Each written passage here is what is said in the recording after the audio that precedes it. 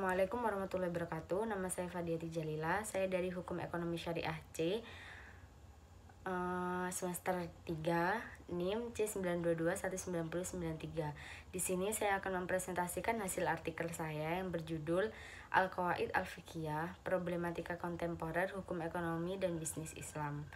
Yang pertama, saya akan menjelaskan tentang Al-Qawaid Al-Fiqhiyah. Pengertian dari Qawaid Al-Fiqhiyah sendiri itu ada dua terminologi yang perlu dijelaskan terlebih dahulu, yaitu qawaid dan fiqhiyah. Kata qawaid merupakan bentuk jamak dari kata qaidah yang dalam istilah bahasa Indonesia dikenal dengan kata kaidah. Kata kaidah ini memiliki arti aturan atau patokan. Dalam tinjauan terminologi, kaidah mempunyai beberapa arti menurut para ahli. Yang pertama, menurut Dr. Ahmad Asy-Syafi'i menyatakan bahwa kaidah adalah hukum yang bersifat universal yang diikuti oleh satuan-satuan hukum juz'i yang banyak. Dan yang kedua, menurut Al-Juryani Al-Hanafi, kaidah adalah ilmu yang menerangkan hukum-hukum syara' yang amaliyah yang diambil dari dalil-dalilnya yang tafsili dan diistinbatkan melalui ijtihad yang memerlukan analisa dan renungan. Kemudian yang ketiga, menurut Imam Tajuddin As-Subki, kaidah adalah suatu perkara kulli yang bersesuaian dengan juz'iyah yang banyak yang daripadanya diketahui hukum-hukum juz'iyat itu. Kemudian yang keempat, menurut Mustafa Az-Zarqa, kaidah adalah dasar-dasar fikih yang bersifat umum dan bersifat ringkas, berbentuk undang-undang yang berisi hukum-hukum syara' yang umum terhadap berbagai peristiwa hukum yang termasuk dalam ruang lingkup kaidah tersebut. Kemudian yang kedua adalah dasar pengambilan qawaid fiqhiyah. Dasar pengambilan qawaid fiqhiyah sendiri ada dua. Yang pertama dasar formil dan yang kedua dasar material. Dasar formil, hukum-hukum yang furu' yang ada dalam untayan satu qaidah yang memuat satu masalah tertentu ditetapkan atas dasar nas baik dari Al-Quran maupun As-Sunnah.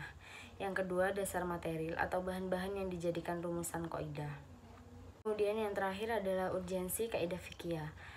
Yang pertama, kaidah fikih adalah ranah ijtihad dalam menerapkan ilat hukum yang digali dari permasalahan-permasalahan hukum cabang berdasarkan hasil ijtihad mujtahid mutlak.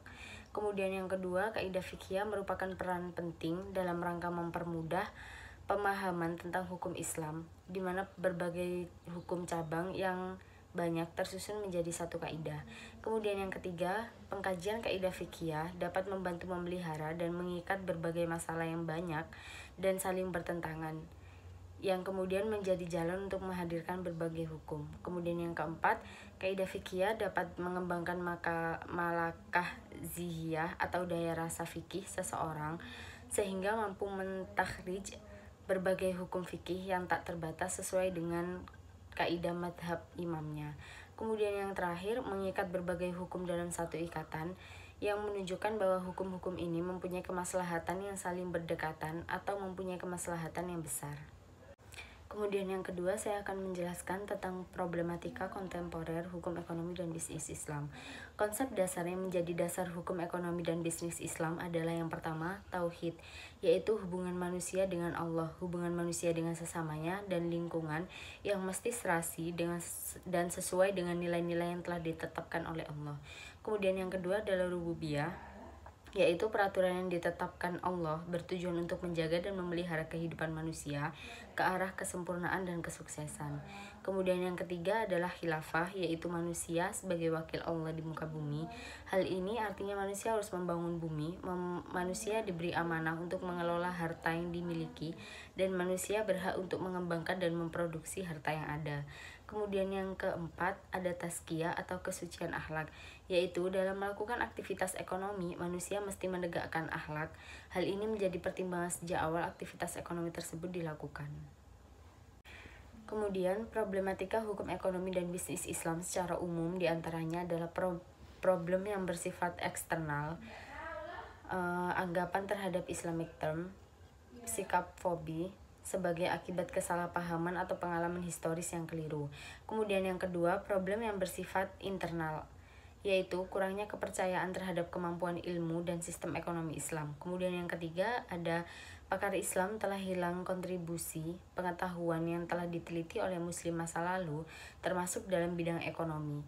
sehingga kekurangan referensi dalam bidang ekonomi. Kemudian yang keempat, dalam penelitian, kurangnya pengetahuan pakar syariah dalam bidang ekonomi. Kemudian yang kelima, penelitian-penelitian dalam bidang ekonomi belum banyak dilakukan.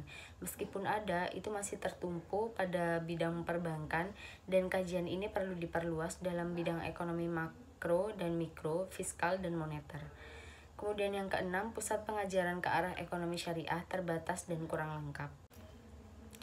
Nah, di Indonesia sendiri, problematika yang dihadapi adalah hingga kini masih terdapat disharmonisasi aturan hukum tentang ekonomi syariah di Indonesia, sehingga hal itu masih menjadi tugas yang perlu diselesaikan ke depannya.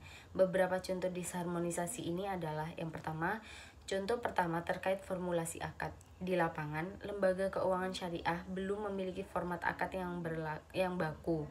Di dalam prakteknya, banyak lembaga keuangan syariah yang tidak konsisten menerapkan aturan syariah.